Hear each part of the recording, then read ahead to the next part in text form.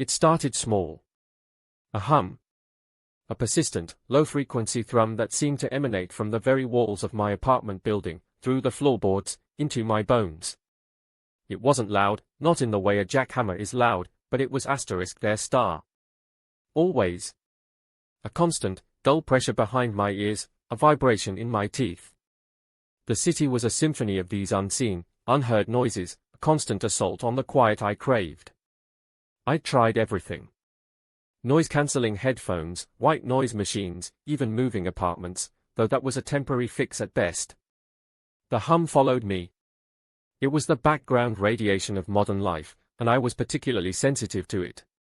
My nerves were frayed, my sleep was a battlefield of distant sirens and the rumble of late-night deliveries. Then, one evening, sitting in my armchair, trying to read, the hum particularly insistent, I felt a strange sensation. A kind of internal suction. I focused on the hum, not in anger, but in a desperate plea for it to cease. And for a fraction of a second, it did. A tiny, perfect bubble of absolute quiet formed around me. It was so brief, so fleeting, I almost dismissed it as imagination, a trick of my exhausted mind. But the relief, even for that microsecond, was profound. It was like a breath of fresh air after being underwater. I tried again. This time, I concentrated harder, picturing the sound as a physical thing, a wisp of smoke I could draw into myself. And it worked. The hum receded, not just around me, but it felt like it was being pulled from the air, absorbed into some part of me I didn't know existed. The silence lasted longer this time, maybe a full second. Then the hum rushed back in, like water filling a vacuum. I was exhilarated. Terrified, but exhilarated. I told myself it was a trick, a psychological phenomenon. But I couldn't deny the feeling of peace it brought. I practiced. First, with the hum. Then, with the distant chatter from the street below. The clatter of dishes from my neighbor's kitchen. Each time, I felt that strange internal pull, a subtle shift in the air pressure, and then, the blessed quiet. I can stop anytime, I told myself. It's just a little trick, a way to find some peace. I wasn't hurting anyone. I was just taking a little bit of the overwhelming noise for myself. A personal sanctuary. I could turn it on, turn it off. It was a tool. A very useful tool. The first time I used it outside my apartment was at a coffee shop. The barista was grinding beans, the machine a roaring beast. My head was throbbing. Without thinking, I focused. The roar softened, then became a gentle whir, then a whisper. The barista looked confused, tapping the machine. Must be getting old, he muttered. I felt a jolt of something akin to guilt, but mostly, it was satisfaction. The quiet was intoxicating. I started using it more frequently. On the subway, muting the screech of the brakes, the babble of conversations. In the office, silencing the incessant clicking of keyboards, the drone of conference calls. My colleagues would sometimes pause, look around, frown. Did it just get quiet in here? Someone would ask. I'd just shrug, a small, secret smile playing on my lips. The silence I collected didn't just disappear. It felt like it was stored inside me. Not as sound, but as a kind of pressure, a dense, heavy stillness. It was a strange sensation, like having a second, silent heart beating within my chest. And the more I collected, the more I craved. The world, even when it wasn't particularly loud, began to feel *2 loud. My sensitivity increased exponentially. A rustling leaf, a distant dog bark, the gentle hum of my refrigerator, they all grated on my nerves, demanding to be absorbed. I started to notice changes in myself. My own voice sounded strange to me, almost alien. I found myself speaking in hushed tones, even when alone. Conversations became difficult. I'd find myself muting people mid-sentence, just for a moment, to savor the sudden void where their words had been. They'd pause, look at me oddly, then continue, sometimes repeating themselves. I'd pretend I hadn't heard, or that I was distracted. My girlfriend, Sarah, noticed. "You're so distant lately," she said one evening, her voice a gentle murmur that still felt like a shout in my oversensitized ears. "It's like you're not really here."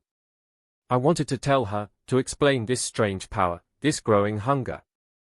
But how could I? She'd think I was mad. So I just nodded, pulling a little of the sound from her voice, making it softer, more bearable. She frowned. "Did you hear me?" "Yes," I lied, the collected silence of her words a dull ache in my chest. The "I can stop anytime" mantra began to ring hollow. I tried to resist. I'd go for walks in nature, hoping the natural sounds, birdsong, rustling leaves, flowing water, would soothe me, would make me want to preserve them. But even those sounds, once beautiful, now felt like an intrusion. I'd find myself pulling them in, creating unnatural pockets of absolute stillness in the forest, leaving the birds confused, the leaves silent as they fell. The hunger grew. It wasn't just about peace anymore. It was about power. The power to control my environment, to bend the world to my will. The world was too noisy, too chaotic. I was bringing order. I was bringing quiet. One afternoon, I was in a crowded market. The cacophony was overwhelming, vendors shouting, music blaring from a nearby stall, hundreds of conversations overlapping, the rumble of traffic. My head felt like it was going to explode.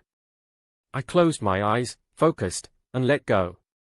It wasn't a gentle pull this time. It was a torrent. A vacuum cleaner sucking up everything. The sounds rushed into me, a tidal wave of auditory information, overwhelming my senses, yet simultaneously creating an immense void outside. When I opened my eyes, the market was a silent film.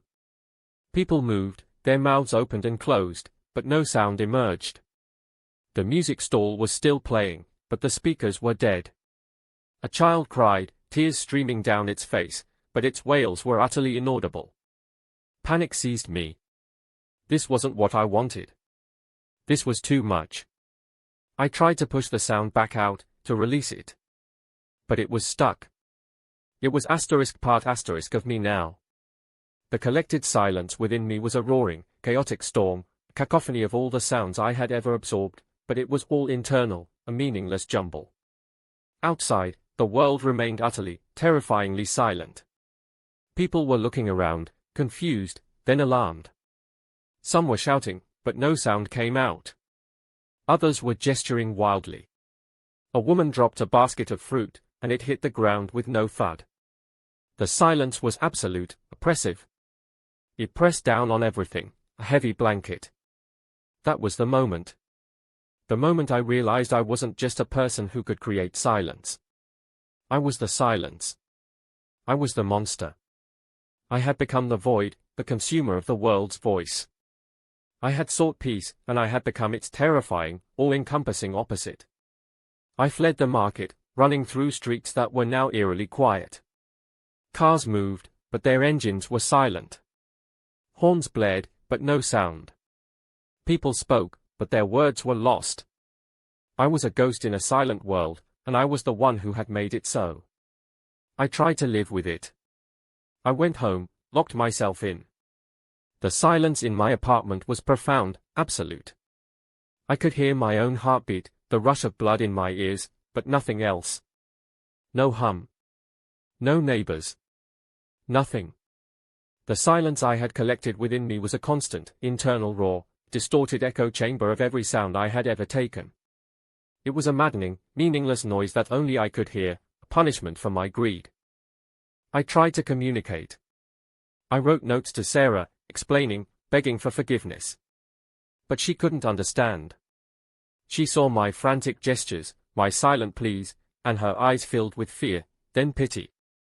She left. She had to. How could she stay with a man who had stolen the sound from her world, from her very voice?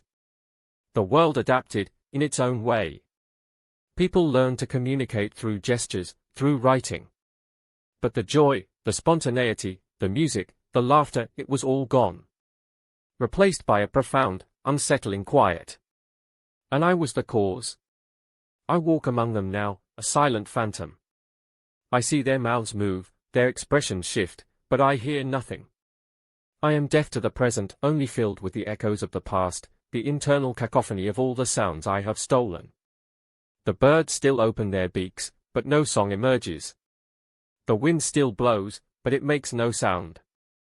The rain still falls, but it lands without a whisper.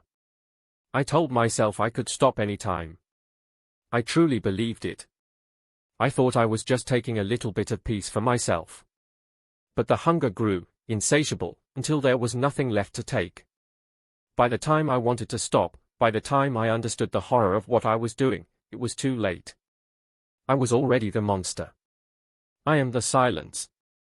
And in this silent world I created, I am utterly, eternally alone. There is no escape, no undoing. This is my existence now, a living void, a monument to a craving that consumed everything, including myself. The arguments are closed. The silence has won.